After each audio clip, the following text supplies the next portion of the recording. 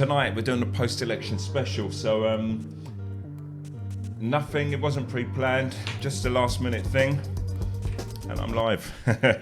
Right, okay, so tonight let's talk some politics. Oh, I don't do politics. You may see if you look at some of the posts I make on Facebook, I pretty much steer clear of politics. I may have a dig at what's being said about politics as such, but I just don't take sides and support anybody in particular, whether I like an idea or not. But I will talk about the debacle surrounding it.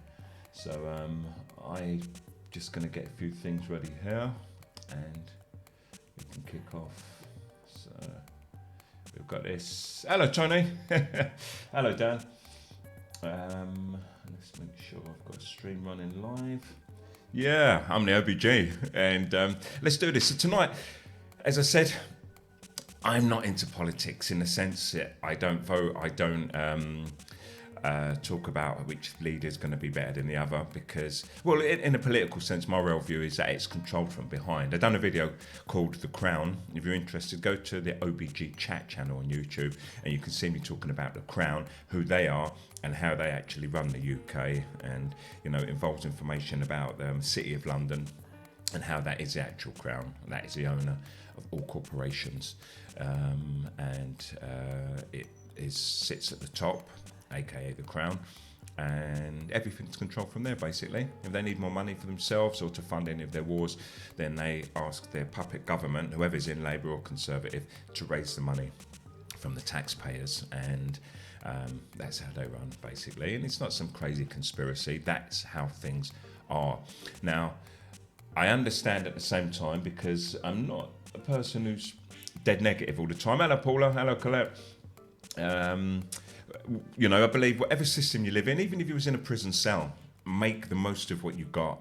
You know, count the tiles. And this is a true story. You know, I was arrested and sitting in a police station. So I, you know, played the game, just counting the tiles, see what pattern they formed, and time passed. And more often than not, if you do get arrested, what I suggest to everyone, do loads of exercise, just keep on working out, and then, you know, put your head down and go to sleep on the bench. Unfortunately, those thugs do keep you up. They do it on purpose. They just keep banging on the door and trying to disturb any rest that you can get. And it makes you easier to interrogate. But that's going off at a tangent. So I don't live in the UK and haven't lived there for April, May, June, July, August, September, October, November, December, for 1 year and 8 months. So I don't know what's going on. The only real, the only feedback I get about the political situation is actually of Facebook. I live on other places in the internet, and I recommend it to everyone else. Come off of Facebook sometimes. There's a whole internet out there. Facebook locks you into its little prison. You know, if you see a video, it plays it for you on Facebook now. It doesn't take you to that site. It keeps everything within their ecosystem, and by doing that, they can keep on throwing you adverts. And there's more and more adverts, as many of you do know already. And Facebook's turned into this massive advertising machine now. You've all seen it, and they target us by age, by demographic, you know, what age, the things that you like and link on, the things that we can talk about, because they listen to our conversations, and they start targeting you. Now, I've always known this, but sometimes I forget. Hello, Anna. And I say to myself sometimes, why the hell do they keep selling me these knee support things? And I'm like, I'm over 50. So the people who want to make money, they look for whatever's trending, and then they start doing adverts for that for people over 50. So I keep getting those, and I keep getting single women in my area. I do say I'm from Poland on Facebook, so I get lots of adverts for Polish stuff as well. And you know, I just set up a kind of domain where it's not truly me, and that just means I get adverts, but for things that I don't want. I think one or two things they've got right, because they look deep into our data, and they think I'm some kind of hardcore anarchist. I keep getting these adverts with these like face masks. I don't know if anyone else gets those. It'd be interesting to hear what kind of adverts you're getting on Facebook. Hello, Phil. So to get back to, well, no, let me just go on about Facebook a bit more and the advertising methods. And the advertising methods are quite funny. Lately, I've been getting these adverts for some really garish trainers as well. I posted one on my wall for some of you to see, and some of you here commented on them. And they targeting me as some 18-year-old like student or something, which I don't mind, makes me feel good. But the main thing for tonight is to talk about the politics. So if anyone wants to say anything, please go ahead. This is the post-election chat. Just your views. It's not about feeling bad or you making a wrong decision. And once again, my voice isn't that important. I have reasons. Let me just drink from the OBG mug, my early Christmas present. And,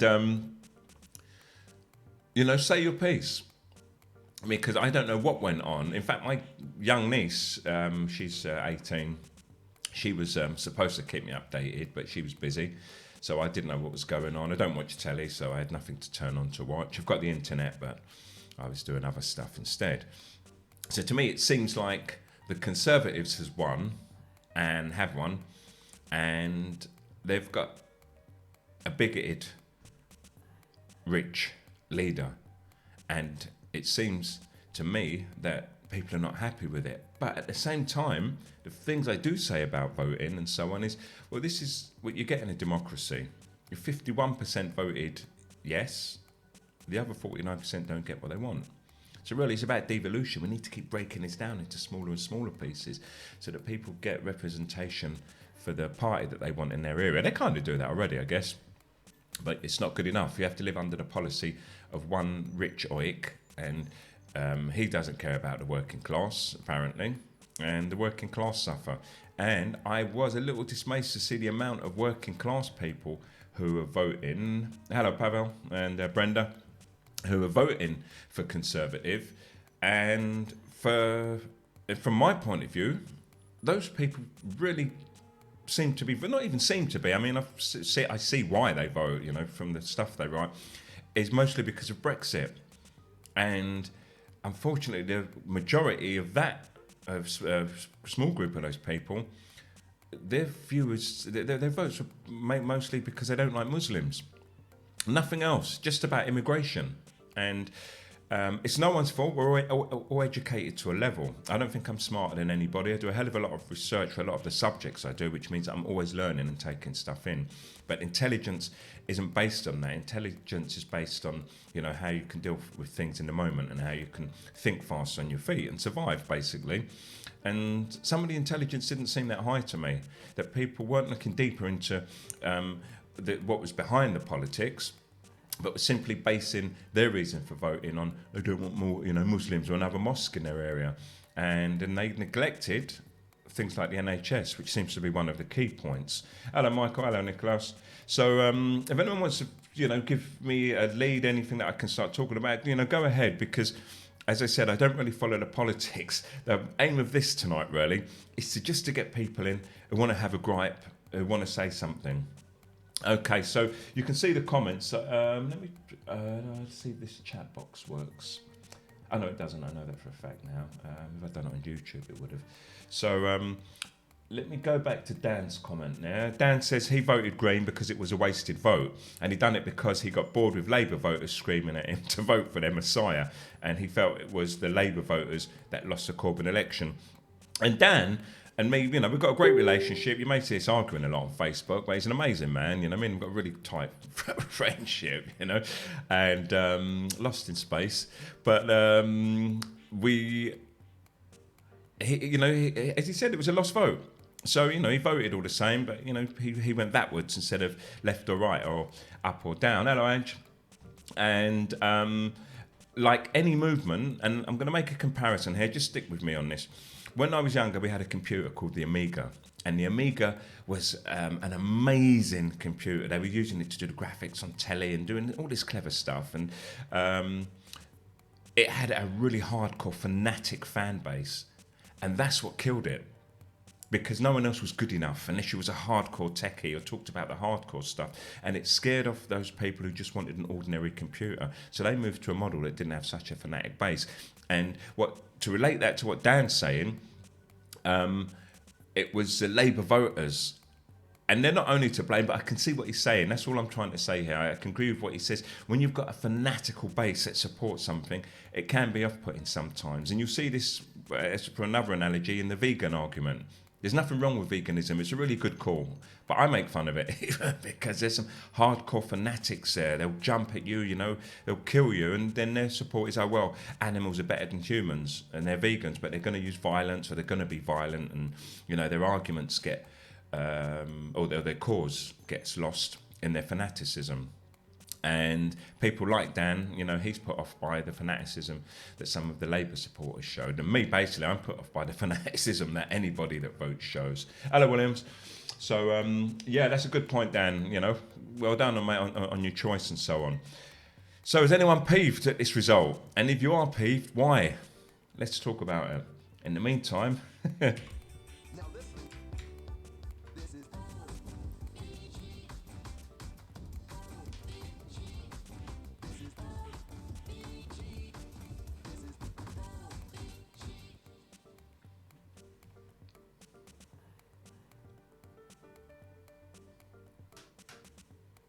Yes, so don't forget, tune in on Sundays for the OBG show. The Sunday show is the show. I typically talk about 4 different subjects, different themes, quite large, very much in detail also. Subjects that I hope you find interesting. And the viewers are building up and building up. There's thousands of people coming in to see the show on YouTube after when I post it separately. But I do it live on Facebook now for my own reasons, in that I get at least an audience on Facebook live, much more than I do when I do it live on YouTube. But once I post it on YouTube, then I get the viewers there. And this is the best way it works for me. So if anyone's got anything to say, please go ahead. Nice one, Dan, you're welcome. I don't want to target anyone in particular. I will pick out a name or two for the people I know who are strong and vocal. So Williams, anything to say on the election? I think it's only you, Brenda and I, Dan. Never mind. I was hoping that people was going to come on and have a rant, but people are a little bit afraid to be vocal. I see, you know, lots of people come in and watch the video or posted earlier on the comments that I was making, and they was embroiled in a little bit of an argument there and talking about the election. Hello, Zach. But it seems that people are holding their tongues now. So if anyone's here wants to talk about their view, their feelings, or anything regarding the future of the UK since this post-election result. And for me, I wasn't surprised, to be honest. As I said, my knowledge doesn't run that deep. I did talk about the Crown running the UK, and, you know, they're the people who sit behind. They're the people that owned the greatest part of the empire, which most people think is the British Empire. You know, you've got the British Empire, and then you've got the Crown Empire. And the Crown Empire are the people that are running the UK. They're the one who pull all the strings. And the puppets that you see, Boris and Corbyn, what's his surname? Boris Johnson and Corbyn. They're just puppets, you know. They're the people that front the government. They have lots of ministers underneath them and in particular areas, and those are the people who are experts and got teams under them who decides what's best. But above all of them is the Crown. They're the ones who make all the rules. They're the ones who make the laws that they don't abide by. So to me, really, the whole... Hello, Maria. Whole thing is just a mess. I mean, how can you run 65 million people from the ideas and, you know, of one man? You know, things just can't get done. We need to be split up. But it's a difficult one because we grow up in a world with binary choices. And we believe we have the binary choices. I was a weird kid, you know, like when someone said, look, you have to have that one or that one, I'd ask for the third choice. I think Dan's pretty much the same, to be honest. Or, you know, could I have both even? And people say, no, you only have to have one. And that's because we force ourselves to make these binary choices. Now, if you think about it, wouldn't it be a good idea that if Labour and Conservative got together and just said, listen, we're both fighting for the same, you know, for the country and the good of the people, apparently. So let's take the best of our ideas and try and, you know, build a better nation. But instead they don't. They just fight each other and say, no, my idea is the best. And the other said his idea is the best. And then they continually fight. And even Martin, Angie, Tanya and Gary. So, you know, we'll never get this conjunction. We'll never get a join where you have these supposedly educated people and their ministers all fighting for the same cause, which is for the good of the country. We're always going to have differences of opinion and so on, but if we work together, then the results are often better. And you lose out whatever you do, but people, I think, are afraid of that, or it's a feeling that you're giving something up to somebody. But it seems very simple to me, a good idea for the parties to join for the common good rather than fighting on their own. So Maria says she enjoyed the passion that all the politics created, shows life and shows care. Should be able to have healthy debates when people become forceful and bullyish. I am done, no need for that. And that's what happened here, and that's what happens when there is conflict. Because we have these immature emotional responses, and we're living in an age of emotional response right now, and this is what we're driven by. And I've done a show, you can see this again on YouTube if you look for OBG chat, OBG space chat, where I talked about the ego and why we need an ego, and talked about Freud. I'll just briefly touch on the key points again. Freud, he was the creator of the id, ego, and the superego with his psychoanalytical theory. So we have these three parts to our mind, and the id is the feral part of us. That's the savage part. That's a bit that just thrives on sex, eating, mating, eating, and taking whatever's there. And the ego actually tempers that and keeps it in. It keeps it in place. And then you've got the superego, which is compassion and understanding and so on. But the ego sits in between the two. And if we remove the ego, then the id runs wild. And this is what we seem to be at the moment. It's all like, shed your ego, shed your ego. Now we've got this savage id, which just wants to react, and you'll see it in people. I'm sure you've all seen it. I'm not going to cast accusation in any one person in particular, because these type of things happen to groups. And it was a cousin of Sigmund Freud, actually, Edward Bernays, and there's a good documentary called A Century of the Self, if you're interested, where he went to the States and he sold his idea to all the big companies out there. They still use it to this day, because he said it's easier to control groups than to control individuals. So what they do is they start lumping us into groups and telling us that you're part of something and you're unique if you join this group, which is an oxymoron. And in doing so, they want to take control of our emotions. And these methods have been used by politicians, by the corporations that want to sell us stuff.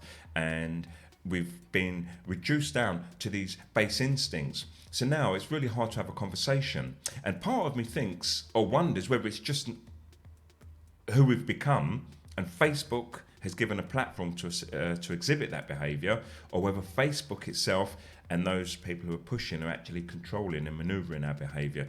Because there was a time when I could say to somebody, two things. Either I could make it clear that I didn't think that a particular item of clothing suited them, and they may accept it, a little hard to accept, and we could discuss it, and they go, well, that's your opinion.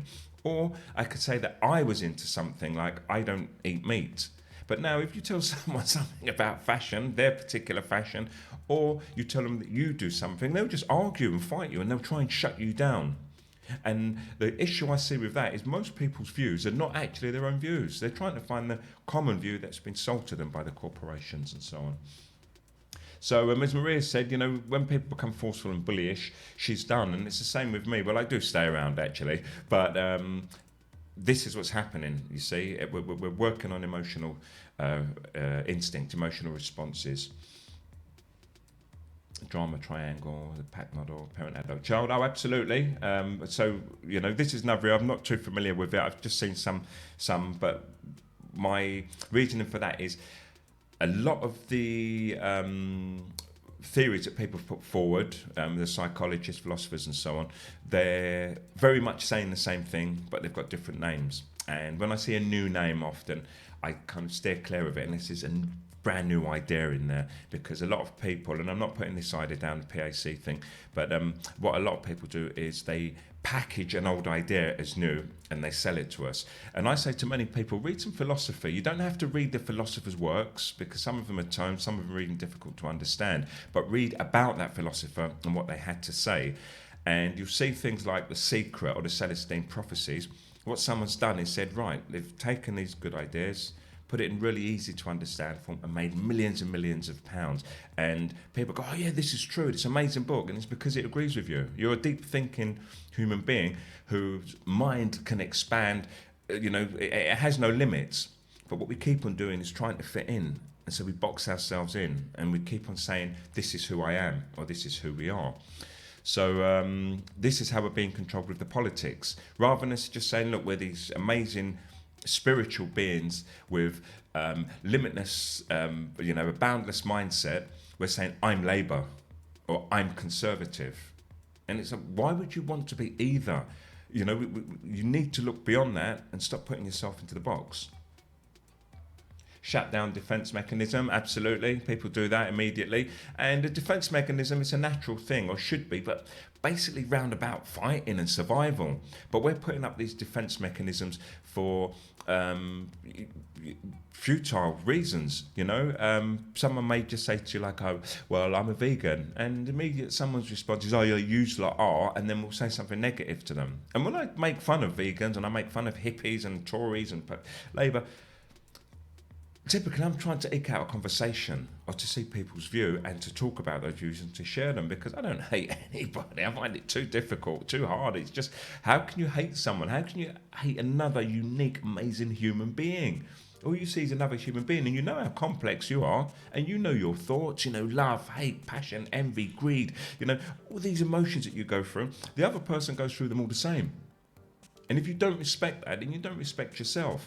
You say something like, who does he think he is? You see a guy walking down the road like this, he's been down the gym, and it's like, well, he's kind of proud of his body. He's been working out, and we may believe they're for the wrong reasons, because he's been told that big arms make him a better person because of his lack of confidence and so on. So we make his arm big and walk down the road. And it's not everybody who does that, but you see it often enough to believe it's true. And suddenly we don't like that person. But that's always projection, because you imagine why you don't like it, why you hate it, why you wouldn't do it. You don't think about why that person's doing it. Now, for me, I go up to a guy like that, even though that may have been my first thought, like twat.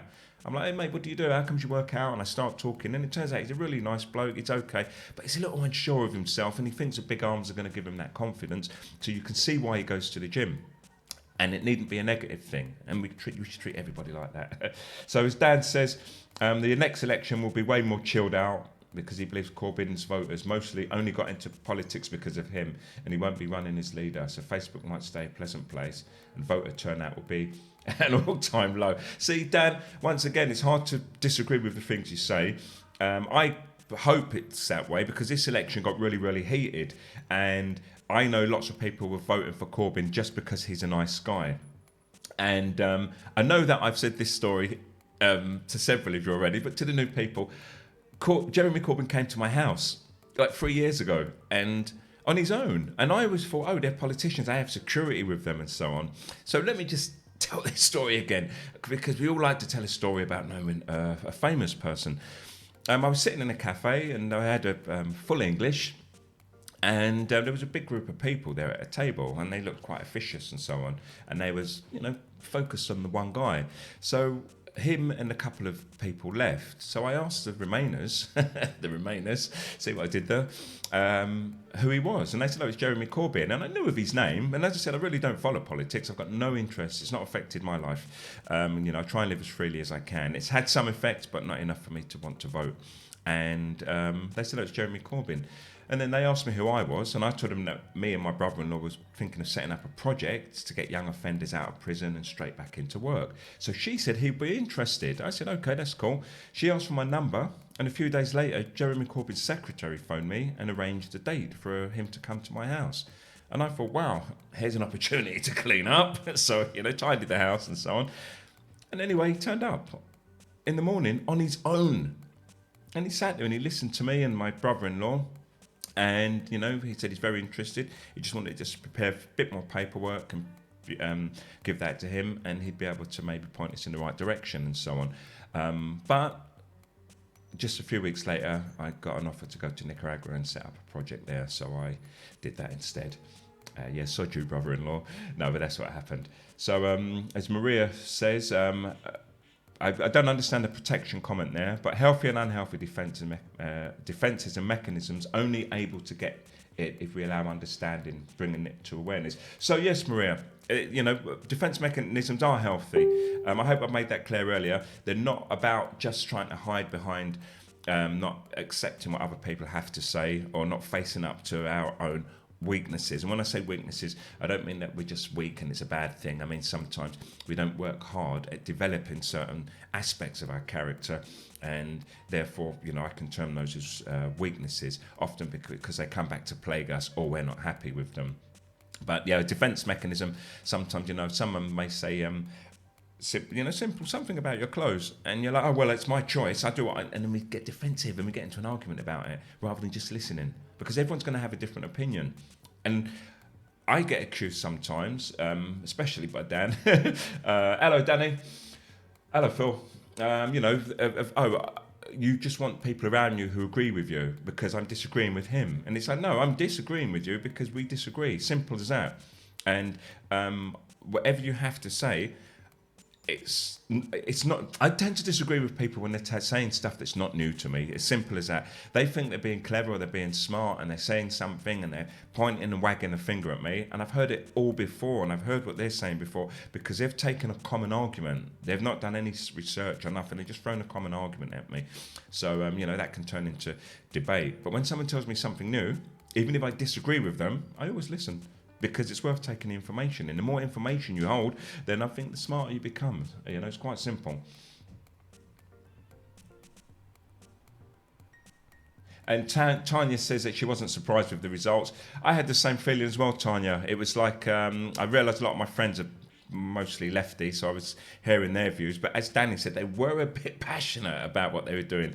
But at the same time, the Tories were just quiet because I believe they're harbouring the negative views. I don't know many people on the left who are supporting Corbyn that had hate in them. They were passionate, and then they were making some fun of the Tory supporters, but there was no hate. They weren't talking about getting rid of people and chucking people out of the country and not letting people in and not giving people pensions and benefits and shutting down hospitals and privatising stuff. There just wasn't any hate there. And so the Tories, I think, weren't as vocal because they know that their agenda was based on, I think, on the negative side of them that they didn't want to express. And Phil says Johnson won the election because of Corbyn's weaknesses rather than his strength. And that's very likely a scenario too, because we're spoiled. We like to see a fighter. We like to see someone get up and, champion their cause. And Corbyn just hasn't got any fire. He's a nice bloke, but it's hard to want to express anything negative about his fire. You can read what he has to say and understand, and it's all great, but people just want more. People want some fire. And I'm not saying that's a reason for not voting for someone or liking or championing someone, but people are like, I don't like this guy, the other guy's better. They know nothing about politics, but they're going to choose one. It's like choosing a flamboyant boxer. When you go to see a boxing match and you don't know nothing about, you don't know anything about boxing, and there's two guys fighting, and one of the guys comes out and he's throwing his hands up in the air, and immediately you support him, and you don't know nothing about the other guy, and the other guy's a great boxer too, and you clap every time the flamboyant guy strikes him and so on, because he's got character, and that can happen. Thanks, Tanya. You look great, by the way. I like to hear stuff like that. You're not serious about Tony Blair. Yeah, people want charisma, as Maria said, and if the charisma's lacking, then we're swayed. It's that simple. Even if it's someone you don't like, and this is one of those dilemmas. I was discussing this with several people over the last few days for different reasons. But even if you don't like somebody or what somebody does, if they've got charisma, you can't help but liking them a bit. In fact, the reason it came up was because I posted that I've slowly warmed to Ben Affleck. And it was like that. I keep seeing him. I know he's only acting. I haven't seen him in real life. But some of the characters he's starting to portray, he's got so much life. And he writes a lot of the stuff too. And I thought, he's quite good. I claim not to be a big fan of this guy, but I've enjoyed the majority of his films. And it's the same with anybody. I think I used a description to someone who was being a bit hard about people with charisma. I said, look, if Hitler made good songs, regardless of what he's done. You like good music. You can't help not liking the music. Anyway, so just to play devil's advocate, plenty of Labour extremists started wishing harm on people's families in the event the NHS was sold. Seen some seriously vile comments in that light, but I voted Green, so whatever. So look, once again, Dan, I think, and not about you here, this is just led me on to saying this, it's about us not putting ourselves in boxes and being a thing. Because that person's not a Labour person who's like, they're not vile because they're Labour, they're a vile person who supports Labour.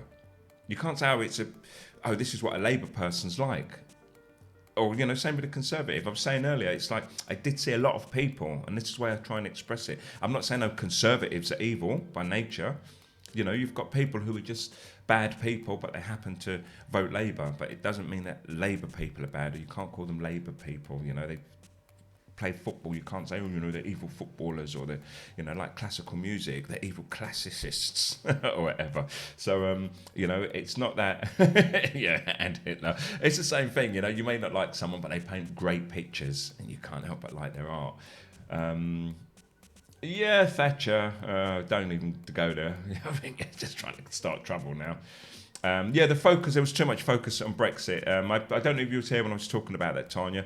That's what was off-putting. People were just focusing on Brexit. And if people talked about Brexit for reasons, economics, or had a deeper understanding of that, I would understand. But their argument was about mosques and Muslims, and that was on the Tory side. So I really got a... had a feeling that was that was their main concern, and it was very off-putting. And so, yeah, Phil, you agree with that? What Tanya was saying? Yeah, the too much. Hello, Rachel. Hello, Joe. I didn't see you there coming. So, yeah, no, I understand. Don't name anyone anyway, Dan. It's just to say that you witness that behaviour, and you're pretty much all over the places on Facebook, so you're going to see it in many different areas. But when I left the UK 20 months ago, it's 18 months, 12 and 6, 18 months ago, I said the same thing. I said it's just turned into a political shithole. I was in Nicaragua for 2 years anyway, and I could sense it from there. So I came back to England for a year and a bit, and it was just terrible. People who never talk about politics, what I call my hippie friends and so on, and even the people who are free spirits who claim to be out of the system, you'd be sitting with them, instead of just talking about stuff that really mattered, they was talking about people they didn't know, doing things that they weren't interested in, meaning politicians and politics. And I just thought, this is over. I left as soon as I could. I could have, my plans were to leave England much later, but I thought, you know what? I like being content. I don't typically run away from things. I'm known for not doing that, and I believe it of myself as well. But it wasn't so much running away. It was just like, okay, I've got to make a lifetime decision here, a big decision. Do I go and live in another country forever, or do I stay here? Because not just because of what's happening now, because nothing lasts forever. We go through a dip, and then things get better. But do I really want to stay here? And I decided no. So I left and I came to Spain. And I've got to say, I'm really happy here. I'm ignorant to everything that's going on. And this happened last time I lived there. I lived there for 6.5 years. And the funny thing was, I was so ignorant to what was going on here. I was walking past, there's a place called a Plaza de Toros, the bull ring, and there was something going on, looked like a big rally. So I was with my missus and my kids, and I thought, come on, let's go and have a look. So we went in, sat down, and we watched the rally, and we was clapping along with everyone and taking part. And then we left, and it was a rally for the PP party. It was like going to a fucking BNP meeting, to be honest. And I attended clapping. But that's the kind of ignorance I like sometimes. You're abroad and you don't know political climate, you don't know what's going on. You're just happy, running around as happy as Larry. And this is why I'm mostly content in Spain. So, hello, Martin. Thanks so much for that, Martin. That means so much. That's what keeps me going.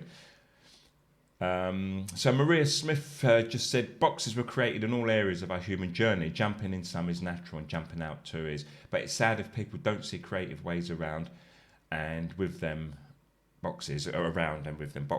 I agree, Maria. And also, I think I mentioned it earlier, I was kind of relating that to that when I was talking about being in a jail cell. You could still be creative inside the box. which is why I believe no one can really ever break me.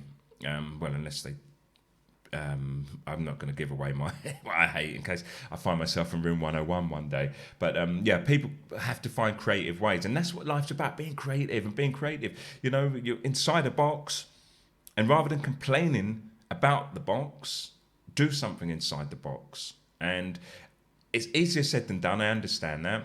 But people who know me well and who do see my Facebook posts, I'm about positivity. None of it's fake. It's how I live my life. You know, I posted something today. Even I fell off my skates in front of a group of boys, about 12 of them, and I just got up. I didn't even feel that embarrassed because of the way they reacted, I guess. And I done the jump again and made it. But it's about perseverance. And keep on doing it and doing it. And I have got some people that I admire, and I'll talk about them in future and on the shows on YouTube, because I talk about me a lot because, as I've explained, it's my experience. And we learn from other people's experience. And I'm hoping if people can see that I'm genuine and positive, then through all the adversity that I've been through in life, they'll believe that they can do the same too. And once again, thanks, Martin. Yeah, and as Rachel said, it's like, you know, people were voting for immigration reasons and not economics. And this is why I kind of started saying those negative things about those people who are voting in the main, because that seemed to be their reason. And that doesn't sit well with me, being the son of an immigrant, and not just only me, but because I was born in London and done the majority of my things in London, I get to see all the other immigrants who come in, who are not placed in, you know, like further afield and so on. And I've got a really high percentage of friends who are from, you know, you pick a country, and I know people from that country. No, not that country. Oh, that one. No, you know what I mean. So, thanks a lot, Phil. Oh man, that's great. The merchandise is coming soon. Yeah. So while I'm here, let me just do a little filler.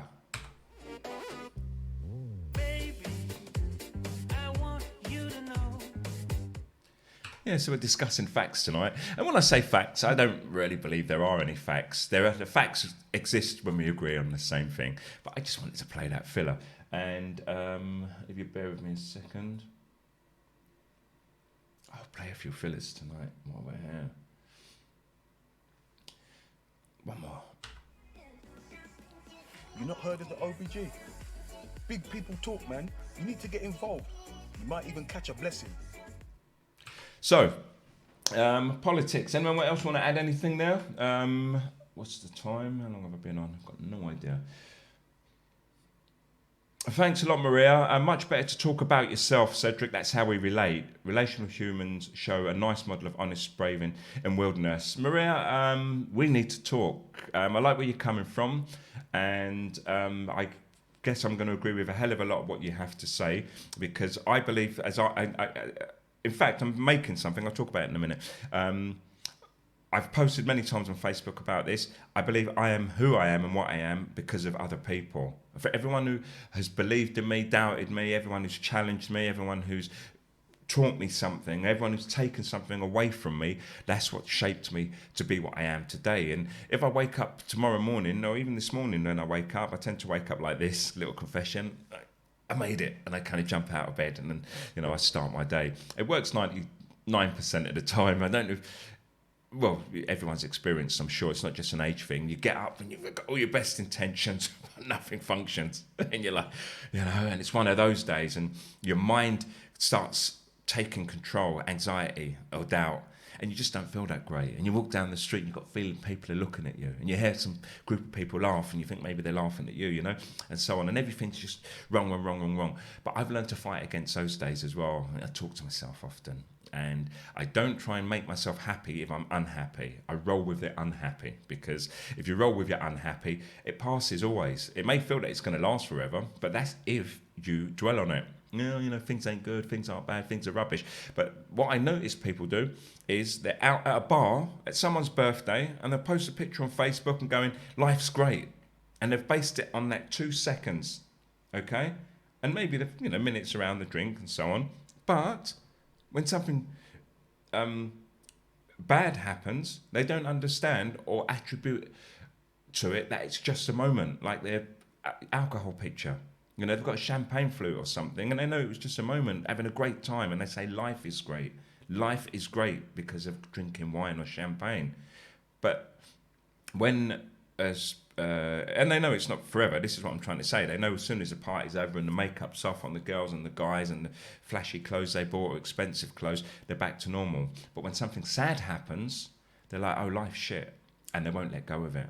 And that's one of the lessons that people must learn, that everything changes. Nothing lasts forever. I've had so many deaths in my family, and as you get older, you experience more and more of them, that it's just become a thing now.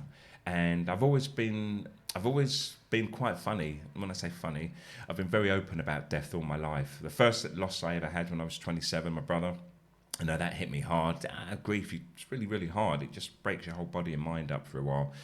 Then the second, another brother, then best friend, then a best friend, then a best friend, then my mother, then my father, and so on. And you lose people, and grief at the time is very hard to deal with. But what I'm trying to express here is that the pain goes away. The memory never fades. Oh, it fades, believe me, to be honest. I felt guilty sometimes, thinking, oh, I should be thinking more about, said dead person. But then you learn that, okay, it passes. And I try to express that to people. If you're pissed off because you want to go out and the shop's shut just as you wanted to buy that red top to go with those red shoes, or because, you've just run out of air freshener, I'm going to give the worst examples ever. You've got to put it into perspective and understand, there's much worse things. So, yeah, as Phil says, we're all connected. Should I feel bad if I didn't vote? No, Joe. Don't. Nothing changed. Nothing happened. As I said before, if only 3 people were voting on behalf of the whole country, 2 of them voted Conservative and 1 voted Labour, the Conservatives got in anyway, and the other person's vote was lost. If 21 people were voting and 11 went Conservative and 10 went Labour, then the Conservatives still got in anyway. But this was a case of maybe 20 million people voting. Same thing happened. It just went one way and not the other.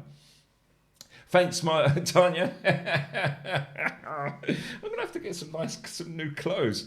Yeah. Just a moment, as Phil said, in happiness or suffering, it will pass. And we all know that. Because if you try to hold on to happiness forever, you'd probably go crazy. Like you've got that feeling and you're so elated and it's great. And it's a beautiful feeling. And it's a beautiful feeling because it's not always there. It's because it happens. And when it happens, it's wonderful. And we know it goes. And you're like, that was amazing. That was brilliant. You know it passes. But as soon as something... Let me give you my take on it. This is meant to be about politics. But something happens, something wonderful, something good. And you're like, oh, wow, this is amazing. Great. Thank you. I love this. And you know it don't last forever. It's going to dissipate. It's going to pass. But you enjoy it while it lasts. And you may share that experience with friends. Oh, today was amazing, or yesterday was amazing. You talk about it for a while. But when something sad happens, we're like, oh, woe is me. It's the end of my world. Why me? All personal stuff. You don't say like, why me? Why is this happy come to me? Why do I deserve this? But as soon as hurt comes to us, we're like, why me? Why me? And we just so irrational about it. When hurt or pain comes, you just suck that bad boy in. Like, oh, here we go. This is happening, but it's going to pass. And feel for it. See how you can deal with it for the next time it passes. Much like someone complimenting you. You don't know how to deal with it. But as time goes by, when someone compliments you, it's dry, I know, and it's rubbish. And this is one of the curses of being old or older. Someone compliments you, you're like, oh, thanks, oh, you don't know how to deal with it. So on. And now I'm 55. Someone goes, I really, really, really, really like your shirt. And you're like, thank you. And the same happens with the negative or the pain or the sorrow. It comes to you just like, okay, this is happening, and deal with it. I've got these marks on my face. This is a story. I've always got a story. That's where I was shaving incorrectly as I was growing up. I used to always shave upwards, and beard hair's quite thick, and it left me with this really bumpy face. And I never noticed it. People would come up to me and say, "What's the matter with your face?" And I'd say, "Nothing." They go, "But you've got bumps." I'm going, "Oh yeah, I know. It's because I shave." And you have to be reminded of it. And the point I'm trying to make there is, no matter how bad something is in your possession, if you treat it like it's nothing, not nothing completely, but you don't pay too much heed to it, it really doesn't mean anything. Someone told me I've got really long arms once, and I was like, oh yeah, really? And they're like, yeah, your arms are really long. And they were trying to make a point of it, and it's just like, yeah, I've got long arms. You know, and it's the same with the pain. It's like you've lost something, you lose money, it's the drugs which are probably the worst. You lose a tenner and you're like, I forget about it, someone's probably picked it up. You drop something, you're like, I've got to go back and find it.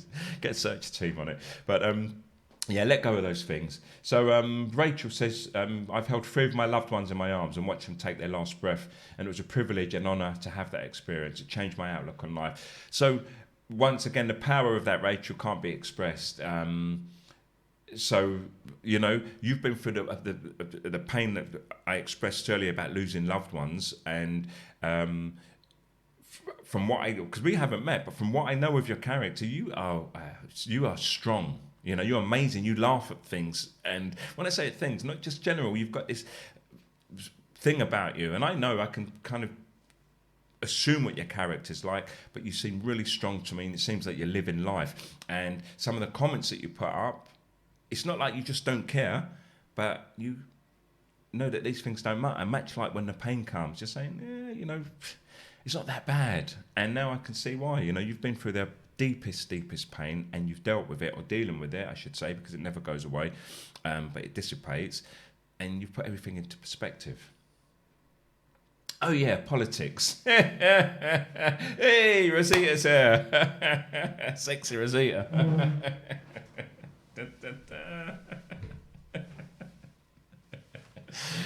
Show us some leg. She's rude. I love her. So Dipsahota says, I really think that a lot of people believe the media hype, propaganda perpetrated by the 1%ers, corporate agendas, without really reading up and between the lines. So yeah, I talked about this earlier, Dips. It's the same thing. People don't educate themselves to a subject. They read the headlines, maybe a few lines after the headline, and then they want to express their opinion. And then they argue that, well, it's my opinion. And it's like, we get that, but we like qualified opinions. We like people to have an opinion based on knowledge, an opinion based on learning and reading, or listening to other people, however you get it, but just opinions that have something behind them, not just an opinion because you read a headline this morning. Oh, did you see that this morning? And you're basing it on that one headline that you read in the Daily Mail or the Sun or the Daily Mirror, or, you know, left or right wing papers. Get some knowledge on the subject. Don't be afraid to go out and learn, and that way people believe in you more, gives credence to the things that you have to say. Martin Gray should have been a copper, mate. Who's that? Martin, long arm. Oh, I get it. Maria. When I'm in Aldi and someone starts panicking, they can't find beans, start going totally nuts. I feel anxious because I would like to reassure them, while I also know worse times are to come. I guess it's an analogy of how I feel about politics, because the result of it, the panic, it creates a ripple effect amongst other people I love worry me. They can't manage the waves ahead. Some punctuation would help. I hope that makes sense. It did. I hope it made sense to other people as I'm reading it. Then again, I don't have crystal ball sitting with the desperation. Might help the person find its resilience, a way forward, or ask and accept for help. Yeah, I get you, Maria. I get that still, because I'm emphatic, and what it is, empathetic. Anyway, you live and learn. Someone type that in. I'd like to know. So, you know, you see someone panicking, you just want to put them out of their misery. Hey, hello, Millie. You just want to put them out of their misery. You want to tell them everything's going to be all right. You're like, calm down. The beans are in R6. Do you know what I mean? And this person's having this fit. But that's a luxury. This is why sometimes I have a go at wealthy people. And I don't mean just wealthy people in general. Whenever I make these generalizations, it's about the groups of people and the people who fall into that group. It's not just by everyone under that title. But, you know, I've seen people who've had everything. So when they haven't got anything, it turns into a big show. It turns into a massive panic for them over really basic things that I feel people who grew up without have dealt with all their life, and they tend to deal with it. It's like, oh, it doesn't matter. You know, it's just this, it's just that. Oh, we can replace it with this, we can repair it with that. But the people who've always had aren't used to it. Ah, that's cool. So listen, if you reply in future, if you click on the previous comment, you'll see the three dots appear, and you can reply to that person's comment. And Rosita's just done it, so I can see that she's replying to Tanya, because sometimes when you write in your responses, they don't seem to make sense, because you may write "I agree" to what someone said like four comments earlier, and it may have scrolled off of the screen. Empath. I tried to avoid empath.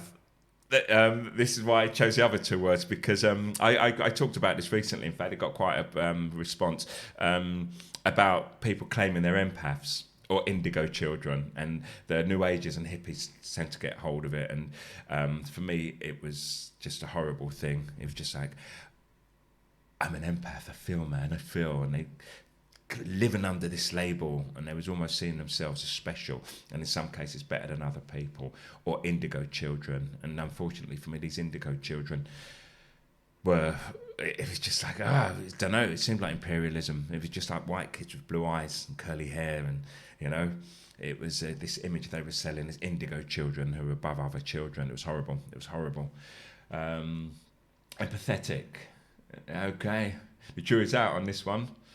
Talk about paedophiles, V.I.Paedophiles. John, I know this is your area, and once again, we know it's rife, but this has always happened in the higher echelons of society. They go and take peasant girls and boys, children, and they have their way with them. Have her cleaned and brought to my tent, have him cleaned and brought to my tent, and so on. And, done experiments on human beings and use them, as, wild animals in their games and so on. This has always gone on. And it's an area that I don't talk about often. I may just mention it because we don't know what really goes on. We know it happens. Even if you made it up, it's happening. They take little boys in and then they suffocate them and kill them. We know it goes on. We've heard the stories of survivors, and they've just been silenced.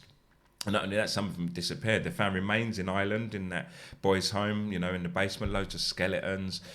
Children used to be taken out on Jimmy Savile's boat with Cyril Smith, the MP, he used to attend, and other celebrities and so on. So we know that they're fucking children. We know that they're doing, like gross stuff, the VIPs. And I've read a lot of the evidence. I've seen what's that place that Cliff Richard used to go to? Elm House.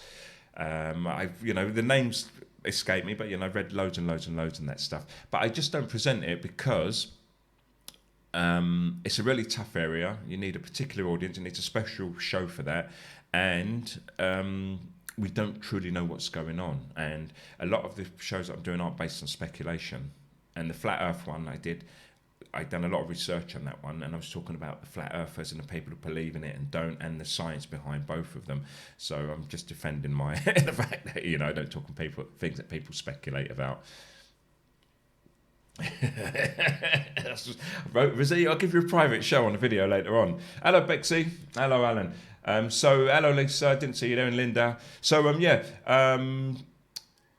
Politics, we started off on the politics. We're talking about life here now. If anyone wants to change the subject, I'm thinking about going. I've got all night. This is a Friday evening live chat show. So it started off with politics. I think we've basically covered most of the areas in politics. I won't go to the V.I.Paedophile stuff, John, but if you post a link into your page, then I'm sure some people there may be interested, because it's got some really good information there.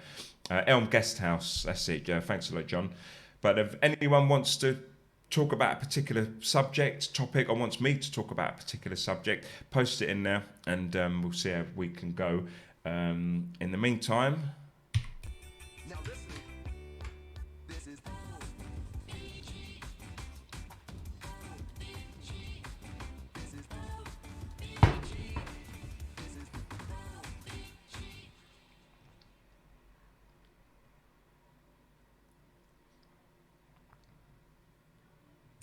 gratuitous. I think the word gratuitous comes to mind. I just like it because it's new. I made it yesterday, and with a little help from a friend, doesn't want to be named, and I'll be playing it more in future.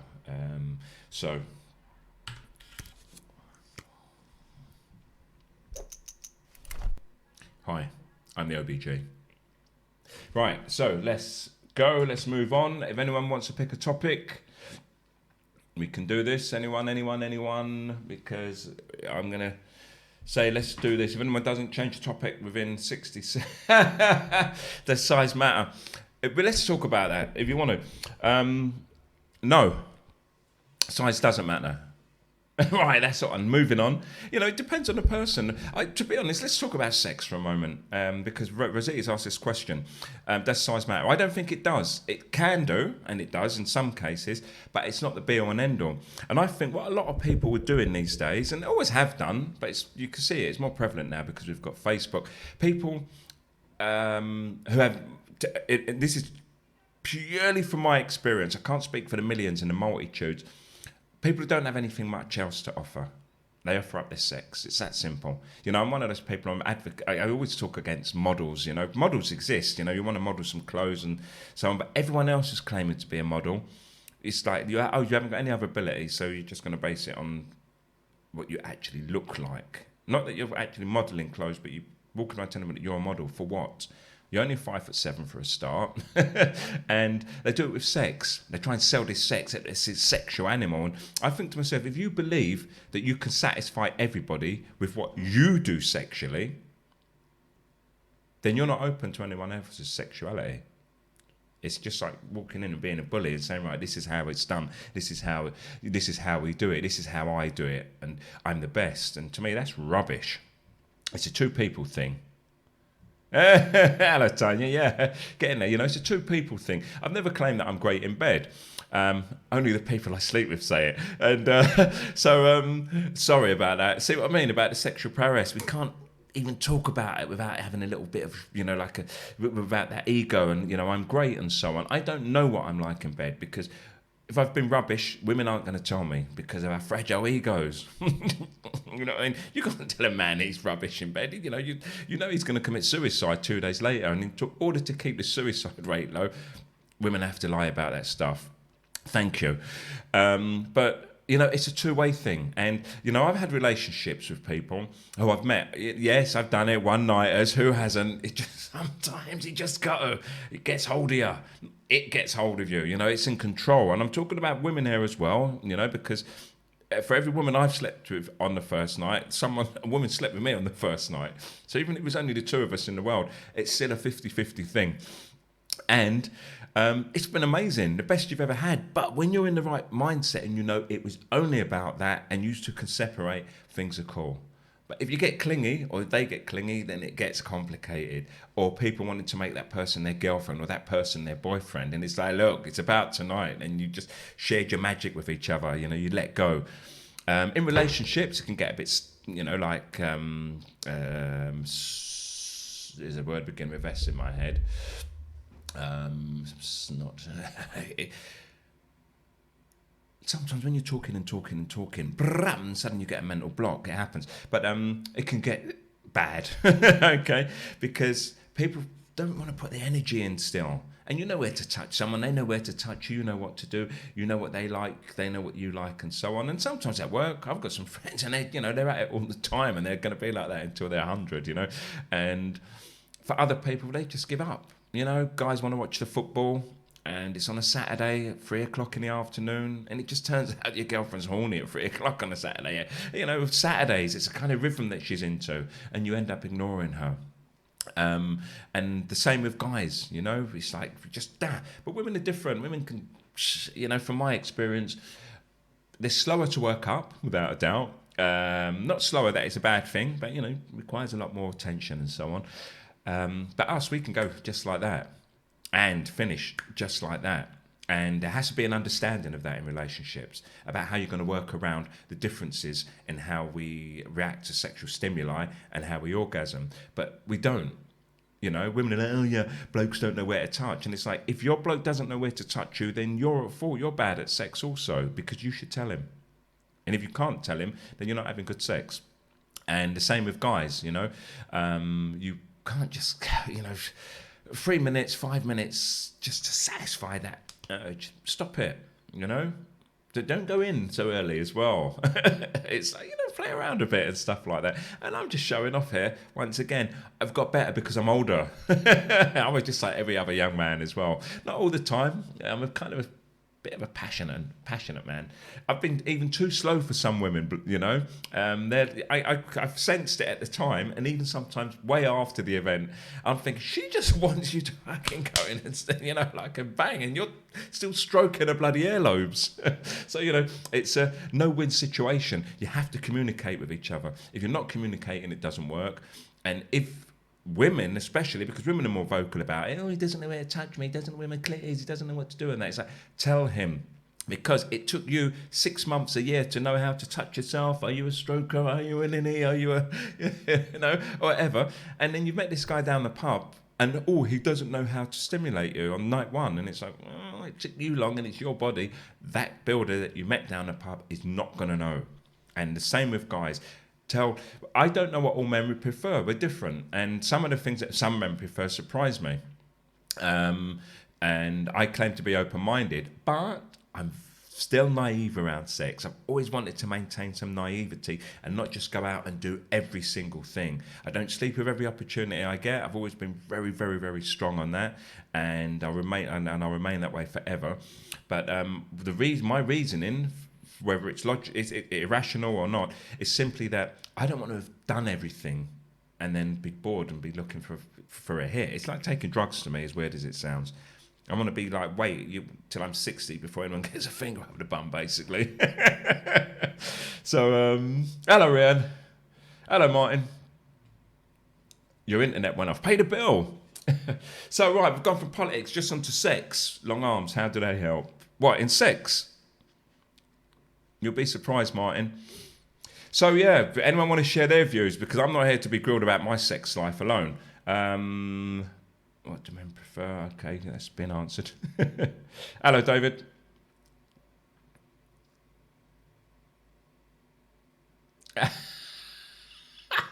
Rosita to Tanya. Tanya to Rosita. Yeah, she does. She always leads me astray. But she makes me blush, actually.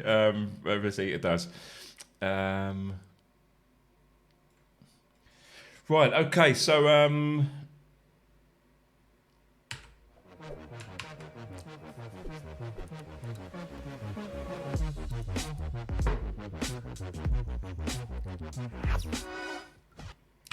the OBG, live. Started off with politics, and for some reason we've ended up on sex. It's Friday evening. If anyone wants to say anything about sex, go ahead. How I make girls happy. I can only tell you stories of what I've done, but I think kind of they're personal. I'm not too embarrassed, but sometimes I'll save it for another day. But I treat everyone differently. I don't think I've got a magic formula. Oh yeah, like Mr. Hot in bed, she's gonna love this. Do you know what I mean? And then you do that, and she's like, "Why the hell are you doing that?" Oh, you know, she's just like there, and you're like, "Oh, it worked for the last girl," you know. So I've never really been that way. I love to get inside people. I mean, literally. I mean, like I have to know the person. I'm a very slow mover. I'm a slow player. You don't see me. You've known me for years. Two particular people here on the party scene for years and years. You never see me go home with anybody, and I have done, but I'll just turn everyone down. Maybe because they're 25, but you know, too young. But not that. Purely because I'm not looking for the best experience. But I think as you get older, especially as men, we lose our libido a little bit. I don't think I've lost mine yet, but it's never, even no, it's not even my age. Sex has never been the most important thing to me. I like it when I'm with my partner, when I have a girlfriend, of course, but I can go for ages without it, and I don't keep on chasing it, and I've never fallen prey, excuse me if it sounds sexist, tell me if it is, to those women who throw their charms and think that the sex is going to work, like the woman who tried to sell me a phone in a Vodafone shop last year. That stuff doesn't work with me. You know, I love women and so on, but sex, I've always been fussy. And let's talk about sex, baby. She makes everyone blush. That's true. You know what? I don't think any bloke knows if they've got a big D, to be honest. Some do, but you know, that's really, really obvious. And even then, because we've got this hang up about sex, it's like, wow, look, you know, so-and-so's got like this big D. And it's like, if he had one arm much longer than the other, we'd put him in a circus. With a D that size as well, he should be in a circus, because it's like, it's an imbalance. It's like, yuck. This is what I think. Women probably feel differently, but women, you know, as well, sometimes it's about where you touch, but sometimes you just need that extra stretch, right? And so, you know, a big one does come in handy. And I'm going to be brave and say this here, because I'm a man talking about women and sex. Just at this point, you don't see young girls often complaining about size. So when women want to put men down, going, "Oh, you've just got a small dick," and that, it's like, you've had 2 kids. Do you know what I mean? And you didn't quite, you know, you're not the same as you was before. So you go and look for a big D because you need it. But there's many other women who don't, you know. And yeah, well, I had sort of story came to mind there, but I'll save that for another day. Anyway, that's enough about me and sex. If anyone wants to say something sexy, say it now, or forever hold your peace. And if not, then we're going to move on. Anyone pick another subject, please, and we can talk about that, and we'll make that the last one for the night, and we can go. Or if you do want to stay, let's stay. Hello, Oliver. Yeah, we're finished with the politics, and we're talking about sex right now. Well, we've stopped talking about that right now. We're moving on. Anyone? 60 seconds. If nothing comes, I'll call it a day.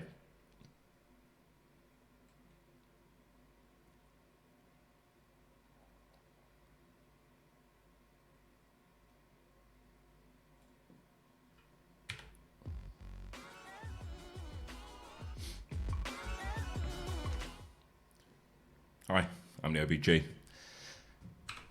Right, so I have to do that for when I edit the video afterwards. So, any new topics? You shysters, you lurkers. I can see you all there. So, I think I'll call it a day. Thanks for coming in tonight. It's been brilliant. What I'd love to do really is get a regular, you know, like late night Saturday, Friday thing maybe for the people who haven't gone out. Maybe have a little bit of music going on because... Stop it, you two. You've not heard of the OBG? Big people talk, man. You need to get involved.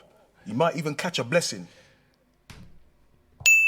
So, yeah, you know, we can get together on a Saturday night, get the drinks out and that, because just between you and I was thinking about doing a show high just for the effects to see what happens. And I mean, strong stuff, okay? But that's something that I have to discuss with people before doing. It may tarnish my character. Right, okay. 30 seconds, and then I'm gone.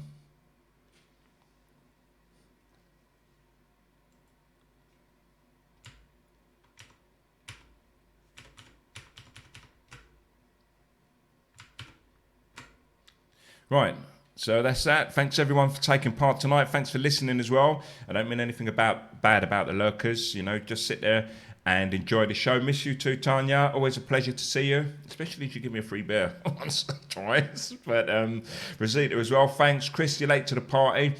Thanks for everyone who came in tonight.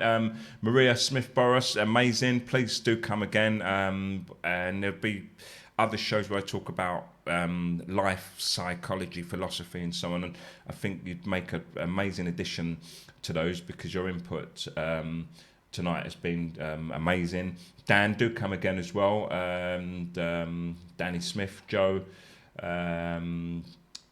Dave Atkins, Paul Sandu, Michael Wong, Ellis Ritson, Chansey, Dips, and Martin Gray, of course. He's the executive producer. He's making this show possible. And on that note, love you. I'm going to leave you.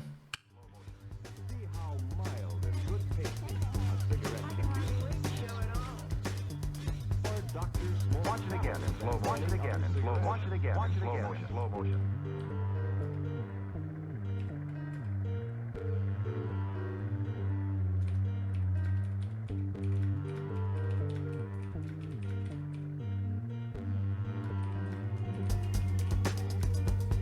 I don't think people really know the true hypnotic power of television. You know how it pulls us in and just keeps telling us to consume, buy, and tells us to hate each other and separates us and causes the greatest divides.